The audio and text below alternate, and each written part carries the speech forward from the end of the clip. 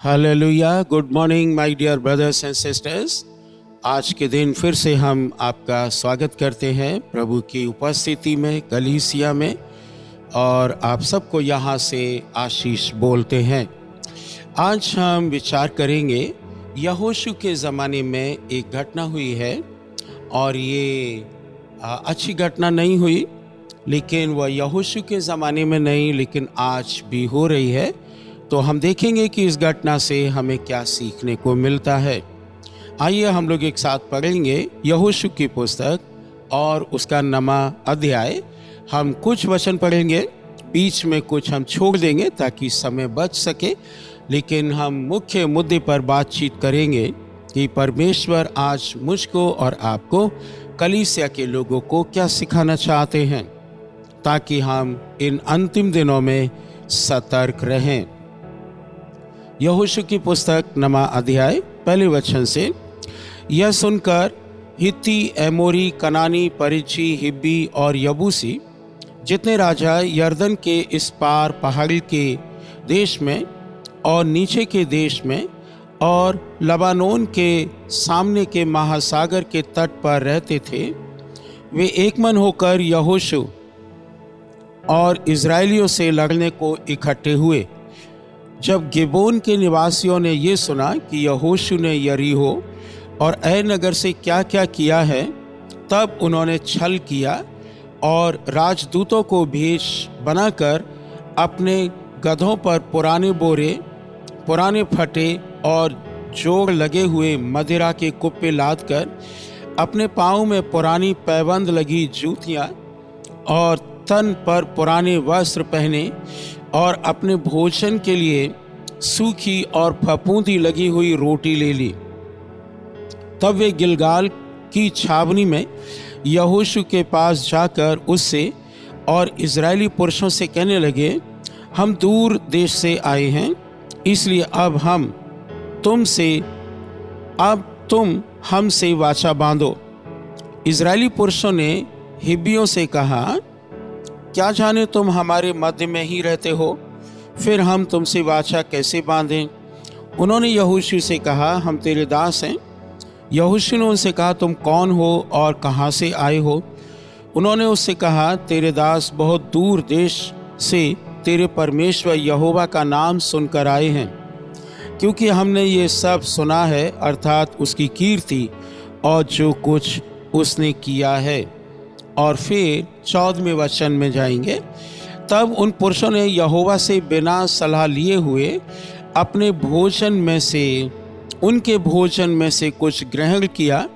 तब यहोशू ने उनसे मेल करके उनसे ये वाचा बांधी कि तुमको जीवित छोड़ेंगे, और मंडली के प्रधानों ने उनसे शपथ खाई। 18वां वचन, और इजराइलियों ने उनको ना मारा, क्योंकि मंडली के प्रधानों ने उनके संग इजराइल के परमेश्वर यहोवा की शपथ खाई थी। तब सारी मंडली के लोग प्रधानों के विरुद्ध कुड़कुड़ाने लगे। तब सब प्रधानों ने सारी मंडली से कहा, हमने उनसे इजराइल के परमेश्वर यहोवा की शपथ खाई है, इसलिए उनको अब छू नहीं सकते। हम उनसे यही करेंगे कि उस शपथ के अनुसार हमको जीवित छोड़ेंगे, नहीं तो हमारी खाई हुई शपथ के कारण हम पर क्रोध पड़ेगा। फिर प्रधानों ने उनसे कहा, वे जीवित छोड़े जाएं। अतः प्रधानों ने इस वचन के अनुसार वे सारी मंडली के लिए लकड़हारे और पानी भरने वाले बने। 22वां वचन, फिर यहोशू ने उनको बुलाकर कहा, तुम तो हमारे ही बीच में रहते हो, फिर तुमने हमसे ये क्यों कहकर छल किया कि हम तुमसे बहुत दूर रहते हैं, इसलिए अब तुम श्रापित हो, और तुम में ऐसा कोई ना रहेगा जो दास अर्थात मेरे परमेश्वर के भवन के लिए लकड़हारा ना रहे। 27वां वचन, परंतु यहोशू ने उसी दिन उनको मंडली के लिए और जो स्थान यहोवा चुन ले उनमें उसकी वेदी के लिए लकड़हारे और पानी भरने वाले नियुक्त किए, जैसा आज तक है। हालेलुया। यहाँ एक घटना है जो हम सरल शब्दों में समझाते हैं। यहोशू ने बहुत से राज्यों को जीत लिया, परमेश्वर उनके साथ थे और उन्होंने अपने शत्रुओं का नाश किया, उनके नगरों को जला दिया और सब राजा इकट्ठे हुए और वे यहोशू से, इजरायलियों से युद्ध करने के लिए तैयार हुए। लेकिन युद्ध हुआ या नहीं हुआ वह एक अलग बात है। लेकिन उसी समय गेबोन, जो इस समय फलस्तीन में है, यरूशलेम की पूर्वी ओर, वहाँ के लोग भी डर गए। और ये एमोरी लोग थे, ये परमेश्वर के लोग नहीं थे। इनको ये पता चला कि अगर यहोशू ने सबको मार दिया है तो हमको भी वो मार देंगे, नाश कर देंगे। तो इन्होंने एक योजना बनाई। और ये योजना क्या है? इन्होंने क्या किया कि ये दूतों को भेजा, और कितने दूत थे कोई संख्या नहीं लिखी है, 10 भी हो सकते, 20 भी हो सकते हैं। और उन्होंने क्या किया, लेख भेख बनाया, पुराने कपड़े पहने, अपने बोरों में सूखी और फफूंदी लगी हुई रोटी रख ली, जूते उनके फटे हुए थे और वे खुद थके और मादे ऐसे लग रहे थे। पुरानी मशकों में जो फट रही थी उनमें उन्होंने दाख मधु भरा, और ऐसे करके उन्होंने प्लान किया कि हम जाएंगे और यहोशू से कहेंगे कि हम बहुत दूर देश से आए हैं और इसलिए आए हैं कि आप और हम संधि करें, समझौता करें कि आप हमको नाश नहीं करेंगे। और यहाँ तक बात आ जाती है कि यहोशू से बातचीत होती है, उनके प्रधानों से बातचीत होती है, और ये सब कुछ करने के बाद फाइनली वे लोग इनके साथ एक समझौता कर लेते हैं। और ये समझौता कर लेते हैं कि हम तुमको नहीं मारेंगे, हम तुम्हारी बात पर विश्वास करते हैं कि तुम बहुत दूर से आए हो। लेकिन यहाँ यहोशू को अंदर थोड़ा बहुत पता चल गया। यहाँ लिखा हुआ 7वें वचन में, इजरायली पुरुषों ने उन हिब्बियों से कहा, क्या जाने तुम हमारे बीच में रहते हो तो हम कैसे वाचा बांधें। लेकिन बाद में यहोशू ने उनकी बात सुनी और यहोशू ने बिना परमेश्वर की आज्ञा के, बिना परमेश्वर से पूछे हुए क्या किया है, इनसे समझौता कर लिया। इन्होंने क्या एक्सप्लेनेशन दिया? यहोशू और उनके प्रधानों ने देखा कि इनकी रोटी सूखी हुई है, फफूंदी लगी है, इनके जूते फटे हैं, पैबंद वाले हैं, कपड़े पुराने हो गए हैं, बाल और दाढ़ी बढ़ गए हैं। और उन्होंने कहा, ऐसा बता रहे हैं 12वें वचन में, जिस दिन हम तुम्हारे पास चलने को निकले उस दिन तो हमने अपने अपने घर से ये रोटी गरम और ताज़ी ली थी, परंतु अब देखो ये सूख गई है और इसमें फफूंदी लग गई है। फिर ये जो मदिरा के कुप्पे हमने भर लिए थे तब तो नए थे, परंतु देखो अब ये फट गए हैं, और हमारी ये कपड़े और जूतियां बड़ी लंबी यात्रा के कारण पुरानी हो गई हैं। 14वें वचन में क्या लिखा है? तब उन पुरुषों ने यहोवा से बिना सलाह लिए उनके भोजन में से कुछ ग्रहण किया। वे एक कहानी बना रहे थे, वे लिखा हुआ ऊपर की छल किया है, लेकिन यहोशू को इस समय तक नहीं मालूम, इज़राइल के प्रधानों को भी नहीं मालूम कि ये जो दुश्मन हैं ये योजना बनाकर आए हैं, ये बहुरूपिया बनकर आए हैं, ये वास्तव में ऐसे नहीं हैं। लेकिन इससे कैसे उनको छुटकारा मिल जाता अगर वे परमेश्वर से पूछ लेते। बाइबल कहती है 14वें वचन में, तब उन पुरुषों ने यहोवा से बिना सलाह लिए उनके भोजन में से कुछ ग्रहण किया, परमेश्वर से नहीं पूछा।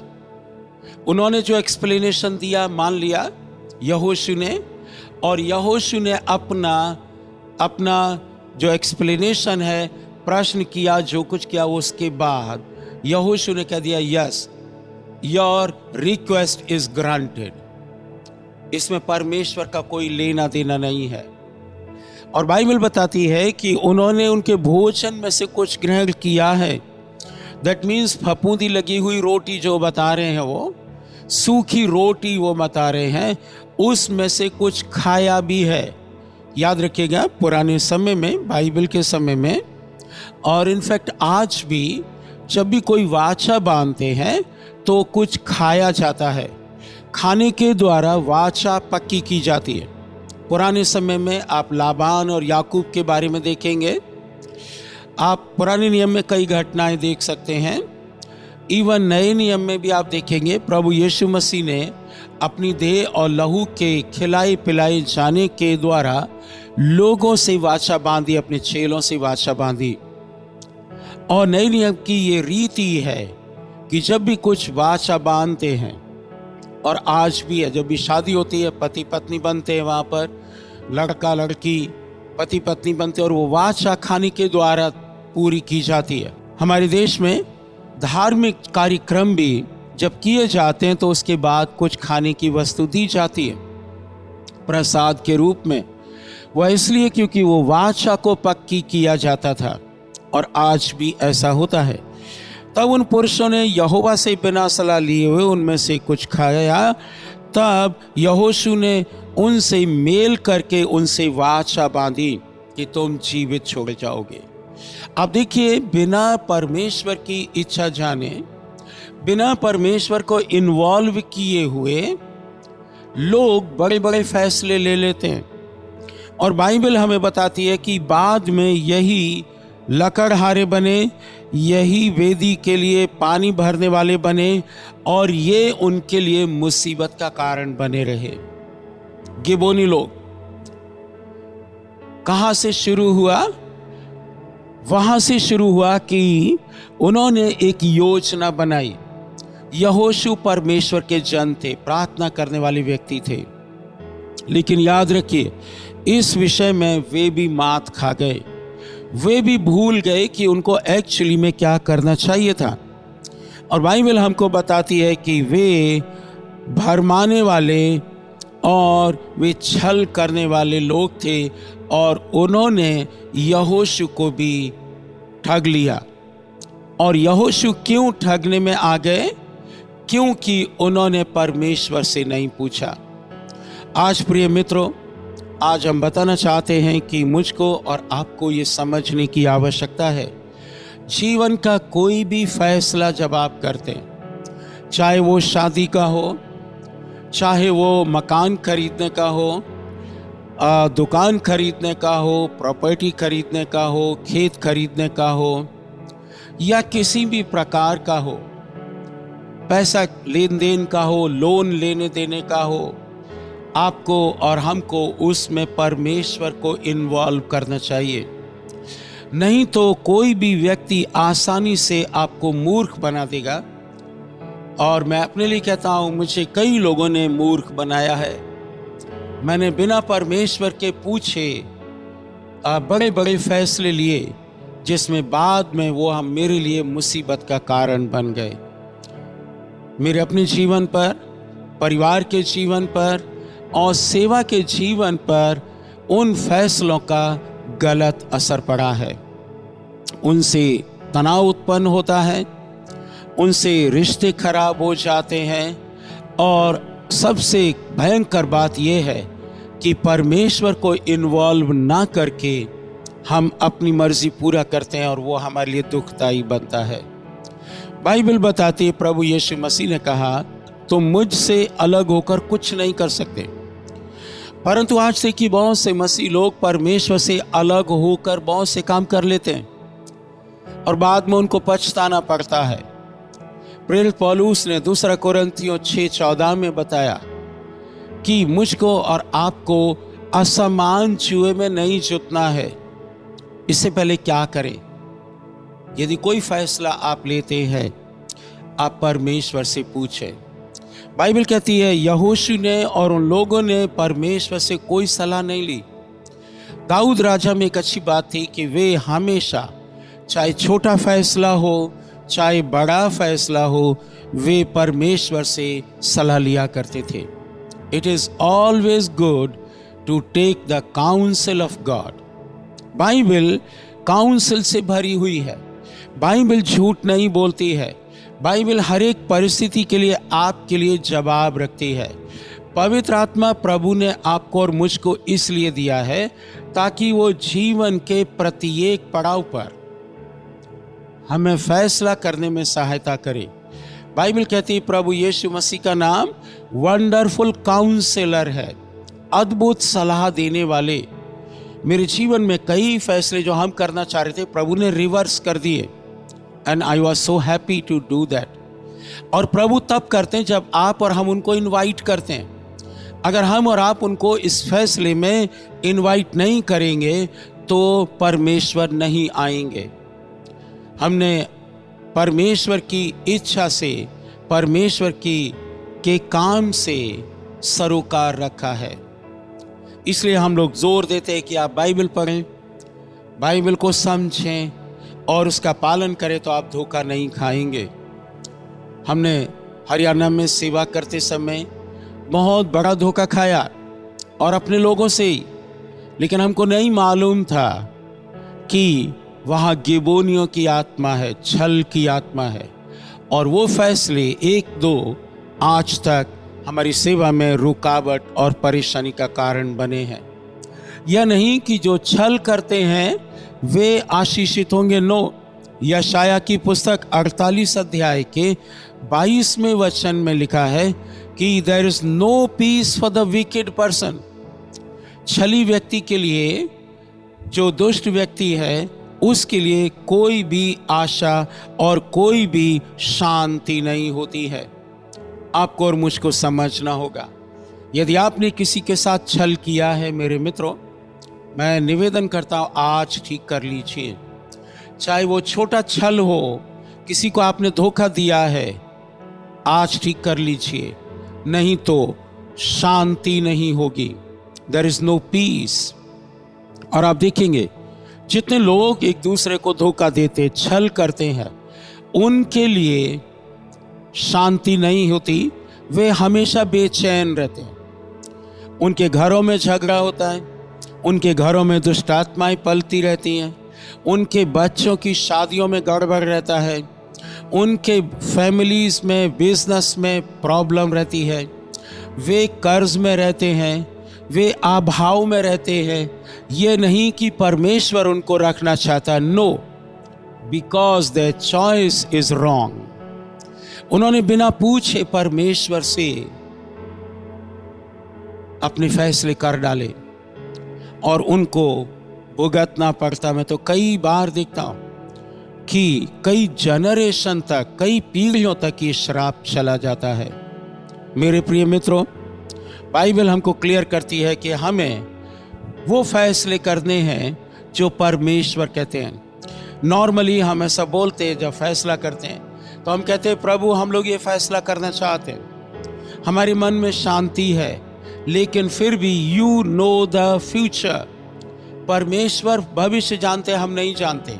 इसलिए हे प्रभु, यदि ये किसी भी रीति से जो फैसला हम कर रहे हैं ये आपके वचन के विरोध में है तो इसको अभी कैंसिल कर दीजिए, रुकावट डाल दीजिए, इसको फ्रस्ट्रेट कर दीजिए ताकि हम ये फैसला ना करें।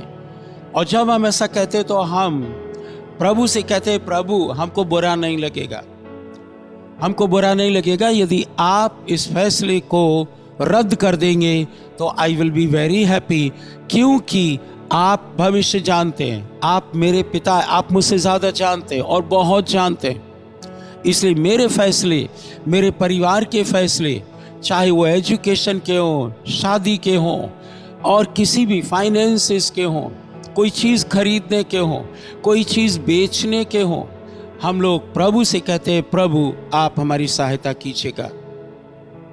खास करके जब आप लेन देन करते हैं पैसे के मामले में, प्रिय मित्रों, मैं आपको बताना चाहता हूं, प्रभु से पूछिए, बड़ी लंबी चौड़ी रकम मत दे दीजिए किसी को भी, क्योंकि फिर आपको जीवन भर पछताना होगा। और यहाँ पर यहोशू और इजरायलियों को जीवन भर पछताना पड़ा कि उन्होंने थोड़ी सी बात के कारण अपने शत्रुओं को वहां रख दिया और शत्रुओं के साथ वाचा बांध दी। अगर और स्पिरिचुअली हम और आप चलें तो जो कुछ हम पृथ्वी पर करते हैं उससे परमेश्वर के राज्य पर पॉजिटिव या नेगेटिव असर होता है। यदि आपने प्रभु यीशु में विश्वास किया है या प्रभु यीशु मसीह का नाम सुन भी लिया है, आप चर्च में गए हैं और फिर भी आप गड़बड़ी करते हैं, चोरी करते, बेईमानी करते, छल करते, धोखा देते हैं, कपट करते हैं, तो फिर यह अपराध है, ये परमेश्वर को पसंद नहीं है। कई बार आपको चीज़ें ले आते हैं और आपको किसी का पैसा देना है और उसको पता चल जाता है, तब आप उन चीज़ों को छिपाते और दूसरों से खोजबीन करते हैं उसको किसने बताया, और इसी को कपट कहते हैं। बहुत से लोग कहते हैं कि हम कपटी नहीं हैं, परंतु इस प्रकार के लोग कपटी होते हैं। ये लोग वहीं पास में रहते थे, कोई सूखी रोटी नहीं लाए, कोई खराब कपड़े पहन के नहीं चले, इन्होंने जानबूझकर पहने। इनको मालूम था हम यहोशू को कैसे धोखा दे सकते हैं, इजराइलियों को कैसे धोखा दे सकते हैं, इनको मालूम था। लेकिन दूसरी तरफ दुख की बात यह रही कि यहोशू ने और उनके प्रधानों ने परमेश्वर से नहीं पूछा। एक और घटना पर हम जोर देंगे और देखेंगे। आपको याद है, आहाब ने और राजा यहोशापात ने दोनों ने समझाना कर लिया, यानी अपने बेटे और बेटी की शादी आपस में कर दी। और एक दिन यहोशापात आहाब राजा से मिलने जाते हैं, और यहोशापात प्रार्थना करने वाले व्यक्ति थे, यहोशापात परमेश्वर का भय मानने वाले व्यक्ति थे। और वहाँ आहाब ने पूछा, रामोत गिलियद तो हमारा है, एक नगर हमारा है, इसको हम चढ़ाई करके ले लेंगे। और यहोशापात से पूछा, क्या हम चलें? तो यहोशापात ने कहा कि ठीक है, चलेंगे युद्ध करने के लिए, और उस राज्य को अपने कंट्रोल में कर लेंगे, वहाँ के लोगों को मार डालेंगे, लेकिन पहले परमेश्वर से पूछ लो। Hallelujah. I appreciate the attitude of यहोशापात। मैं यहोशापात की सराहना करता हूं कि उन्होंने परमेश्वर से पूछा। उन्होंने राजा से कहा, हे राजा पूछ लो, और राजा फिर कहता है कि हम यहां पढ़ना चाहते हैं, आपको ठीक समझ में आएगा। पहला राजा और उसका 22वां अध्याय, यहां लिखा हुआ 3 वर्ष तक अरामी और इजरायली बिना युद्ध के रहे। 3रे वर्ष में यहूदा का राजा यहोशापात इजराइल के राजा के पास गया। तब इजराइल के राजा ने अपने कर्मचारियों से कहा, क्या तुमको मालूम है कि रामोत गिलियद का रामोत हमारा है, ये नगर का नाम है, फिर हम क्यों चुपचाप रहते हैं और उसे आराम के राजा के हाथ से क्यों नहीं छीन लेते? और आहाब ने यहोशापात से पूछा, क्या तू मेरे संग गिलाद के रामोत से युद्ध करने के लिए चलेगा? यहोशापात ने इजराइल के राजा को यानी आहाब को उत्तर दिया, जैसा तू वैसा मैं, जैसी तेरी प्रजा वैसे मेरी प्रजा, जैसे तेरे घोड़े वैसे मेरे घोड़े। ये स्टेटमेंट्स अच्छे नहीं हैं। लेकिन 5वें वचन में यहोशापात ने इजराइल के राजा से कहा, आज यहोवा की इच्छा मालूम कर ले। Yes, first know the will of God. और इस पर आहाब राजा गुस्सा हो जाता है। वो कहता है, नहीं, मैंने पता कर लिया। और उसने क्या किया? 400 नबी थे। 6ठे वचन में लिखा है, तब इजराइल के राजा ने जो कोई 400 पुरुष थे, उन सब को इकट्ठा कर लिया, नबियों को इकट्ठा कर लिया। ये 400 लोग झूठे थे। ये क्यों कह रहे हैं? क्योंकि यहोशापात प्रार्थना करने वाला व्यक्ति है, और यहोशापात ने प्रपोजल दिया कि युद्ध पर जाएंगे, लेकिन उससे पहले परमेश्वर से पूछना है। ये एक अच्छा आइडिया है, ये एक अच्छी आदत है मेरे प्रिय मित्रों। जब भी आप कोई फैसला करते जीवन का, it is important to bring this proposal before God. भजन संहिता 127 में लिखा है, यदि यहोवा घर ना बनाए, यहोवा शादी ना बनाए, यहोवा आपका फाइनेंस ना बनाए, यहोवा आपकी सेवा ना बनाए, यहोवा आपकी चर्च ना बनाए, यहोवा आपके फैमिली को ना बनाए, तो जो कुछ भी आप करते वो सब बेकार हो जाएगा। इसलिए पहले परमेश्वर को बुलाएं। जल्दबाजी ना करें। मेरे जल्दबाजी करने से बहुत नुकसान हुआ मुझको, मेरे फैमिली को। बहुत देर में ये समझ में आई। आपको बताते आप जल्दी समझ जाएंगे। और तब इज़राइल के राजा ने 400 नबियों को इकट्ठा करके कहा, हमको बताओ हम क्या करें। He was satisfying the desire of Jehoshaphat, केवल दिखाने के लिए, क्योंकि प्रार्थना करने वाला व्यक्ति है, परमेश्वर से पूछने वाला व्यक्ति है, तो चलो बुला लेते हैं, ये भी खुश हो जाएगा, हम भी खुश हो जाएंगे।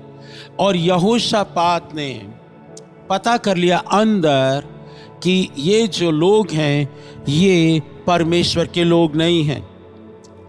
और तब फिर 7वें वचन में यहोशापात कहते हैं, क्या यहाँ यहोवा का और भी कोई नबी है? हालेलुया। 400 फॉल्स प्रॉफिट्स, 400 जो नबी थे ये झूठे नबी थे। लेकिन ये कैसे पता चल गया यहोशापात को? क्योंकि यहोशापात की आदत में था कि वे बिना परमेश्वर से पूछे कुछ नहीं करते थे। मेरे प्रिय मित्रों, आप क्या करते हैं? एडमिशन के लिए अपने आप भाग जाते हैं, इलाज कराने के लिए अपने आप भाग जाते हैं, या पहले प्रभु से कहते हैं? शादी के लिए अपने आप चुनाव कर लेते हैं या पहले प्रभु से कहते हैं? बिजनेस के लिए पहले प्रभु से कहते हैं, आप शुरू कर देते हैं। आपको अच्छा लगा, आपने सोचा इसमें बहुत फ़ायदा है, किसी ने आपको बता दिया और आप वो करने लगे। चर्च स्टार्ट करने के लिए आपको अच्छा लगा, आपने कहा मैं गरीब आदमी हूँ, कुछ नहीं तो चंदा से गुजारा होगा, और फिर वह चर्च परमेश्वर नहीं बनाता तो आप रोने लगते हैं। हमारे यहाँ जहाँ हम लोग कलीसिया चलाते हैं, वहाँ कुछ लोगों ने कई साल पहले चर्च में से कुछ लोगों को ले जाके शुरू कर दिया, लेकिन वो चर्च उनके नहीं चले, क्योंकि परमेश्वर ने उनको नहीं बोला था। जिनको परमेश्वर बोलता है वे कलीसियाएं प्रफुल्लित होती, आशीषित होती हैं। उनकी जिम्मेदारी परमेश्वर लेते हैं। वहाँ नया प्रकाशन होता है, वहाँ नया ज्ञान होता है, बुद्धि होती है, समझ होती है, परमेश्वर का आत्मा रहता है। 400 नबी हैं, लेकिन ये यहोशापात को पता चल गया, ये पिट्ठू वाले हैं जो आहाब राजा के आसपास घूमते रहते थे। और उन्होंने कहा, हे राजा तू युद्ध कर और रामोत गिलियद तुझे मिल जाएगा। मेरे प्रिय भाइयों और बहनों, ये सीरियस बात है। आपके आसपास कौन से नबी हैं? आपके आसपास परमेश्वर के नबी हैं जो परमेश्वर के वचन को ठीक से जानते हैं, परमेश्वर की इच्छा को ठीक से जानते हैं, प्रार्थना का उनका जीवन है, और उनके पास एविडेंस है मसीही कि उनकी चाल मसीह में अच्छी है। मैं कई लोगों को देखता हूं जिनकी बाहर बहुत बदनामी है, लेकिन वे कलीसिया चलाते हैं और बाहर लोग उनकी बुराई करते हैं, क्योंकि उनके जीवन में गवाही नहीं है, उनके जीवन में सबूत नहीं है कि जो चीज़ें वो सिखा रहे हैं उनमें वे खुद फेल हैं। और इसलिए ऐसे नबियों को रखने से आप नुकसान उठाएंगे। और यहाँ पर एक नबी मिलता है। इज़राइल के राजा ने यहोशापात से कहा, यानी यहोशापात से कहा आहाब ने, हाँ यमला का एक पुत्र मीकाया एक पुरुष है और है जिसके द्वारा हम यहोवा से पूछ सकते हैं, परंतु मैं उससे नफरत करता हूँ। आप देखिएगा, यहोशापात प्रभु के नबी को पहचानता है। यहोशापात ने पता कर लिया 400 नबी झूठे नबी हैं, इनका वचन परमेश्वर की ओर से नहीं है, इनको राजा आहाब ने पिट्ठू बना के लोगों की संतुष्टि के लिए पाल रखा है। और तब यहोशापात ने कहा उसको बुलाओ, और वो बुलाया गया। बाइबल बताती है कि राजा अर्थात आहाब राजा उससे नफरत करता था। यदि आप ठीक नबी हैं, यदि आप ठीक पास्टर हैं, यदि आप ठीक भविष्यवक्ता हैं, तो क्या होगा मालूम है? लोग आपसे नफरत करेंगे, क्योंकि आप ठीक बात कहते हैं। कई बार लोग मुझसे कहते हैं कि आप भविष्यवाणी कीजिए, और मैं कहता हूं मैं दुनिया में बहुत बड़े भविष्यवक्ताओं में से एक हूं। आप सुनना चाहते हो तो मैं बता सकता हूं। मैं कहता हूं बाइबल पढ़िए प्रतिदिन, बाइबल को समझिए और बाइबल का पालन कीजिए प्रतिदिन, और और प्रार्थना कीजिएगा और पवित्र जीवन जिए। जब ये तीनों काम आप करेंगे, मैं गारंटी से कहता हूँ, भविष्यवाणी करता हूँ कि परमेश्वर आपको आशीष देंगे। ऐसा हो नहीं सकता कि आप प्रभु के साथ सच्चाई से चले और लोगों के साथ ठीक व्यवहार करें जो बाइबल कहती है, तो परमेश्वर आपको आशीष देंगे। आपको कैसी लगी ये भविष्यवाणी? हालेलुया। ये भविष्यवाणी आज कम देखने को मिलती है। आज देखने को मिलती है आप प्रॉस्पर हो रहे हैं, आज देखने को मिलती है आपकी चंगाई आ रही है, पवित्र आत्मा आ रहा है और आपका बिजनेस फ्लोरिश हो रहा है। चाहे आप पाप में जी रहे हो, लेकिन पास्टर को कोई मतलब नहीं, वो भविष्यवाणी में लगे हुए हैं। परंतु हमारे यहाँ जो भविष्यवाणी है वो ये कि पाप मत करो। प्रभु यीशु मसीह ने कहा पाप मत करो, तो मत करो।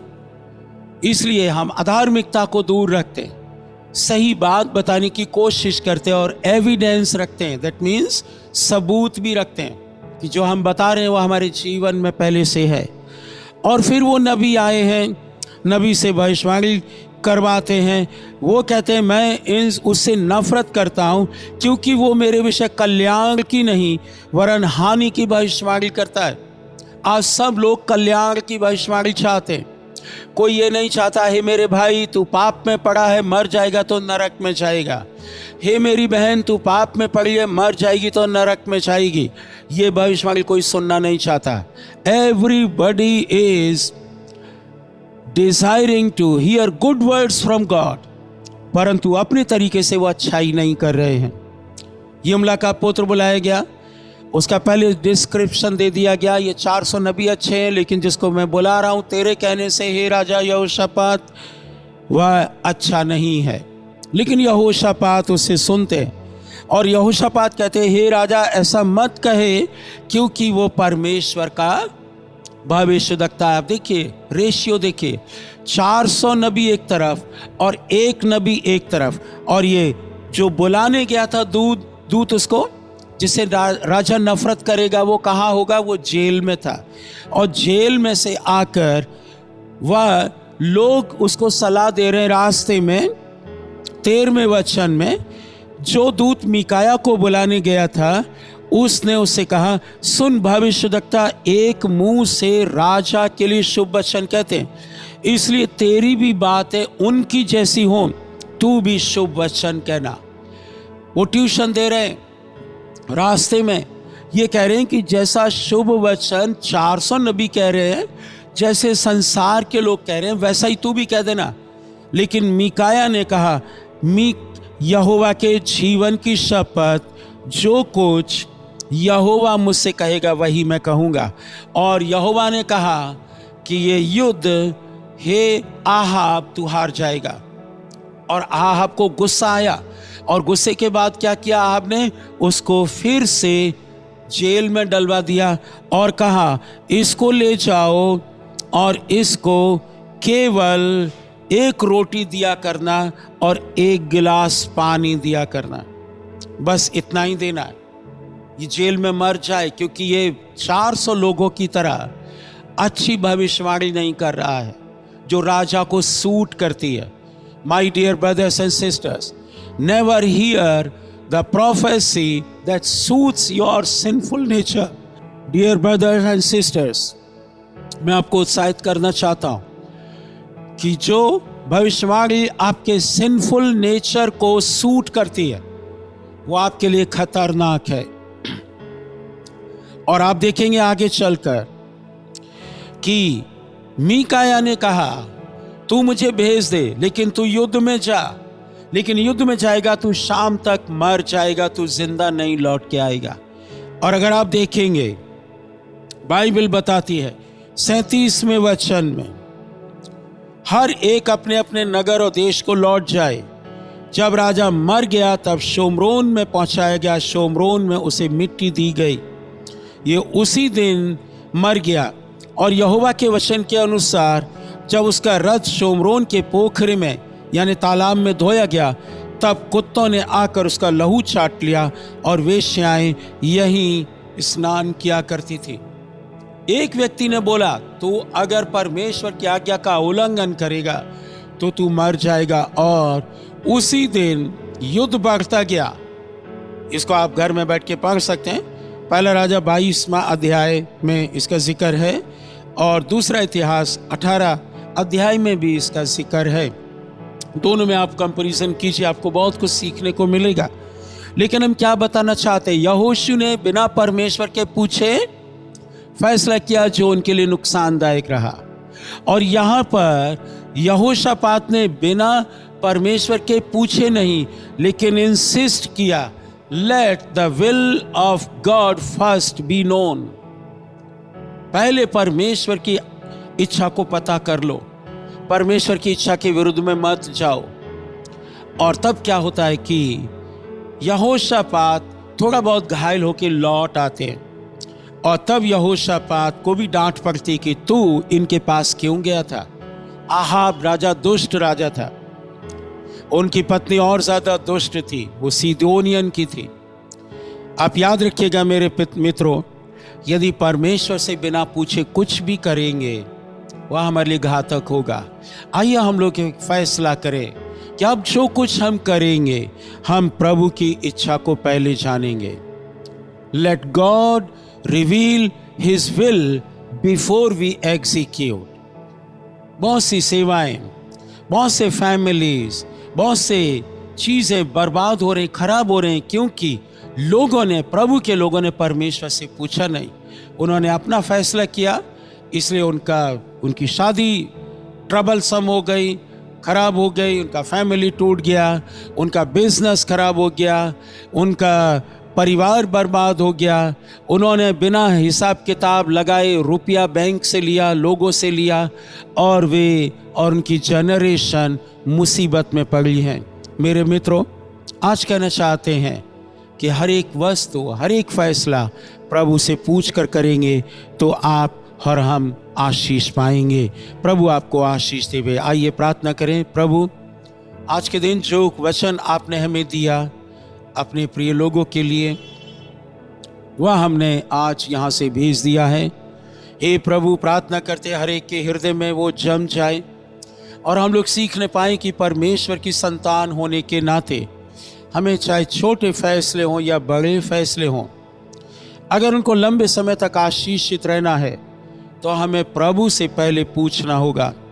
यहोशू ने गलत फैसला किया और यहाँ यहोशापात ने अच्छा फैसला किया और अपना जीवन बचा लिया। हे प्रभु, हम प्रार्थना करते हैं आप सहायता करें ताकि प्रभु हम लोग ठीक फैसले करने पाएँ, चाहे वो व्यक्तिगत जीवन के हों, सेवा के मामले में हो, पैसे के मामले में हो, परिवार के मामले में हो, या फिर बिजनेस के, नौकरी के मामले में हो, हम ठीक फैसला करने पाएँ।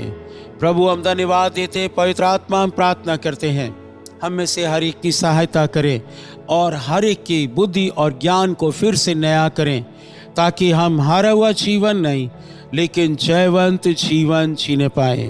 प्रभु यीशु के नाम से आमीन।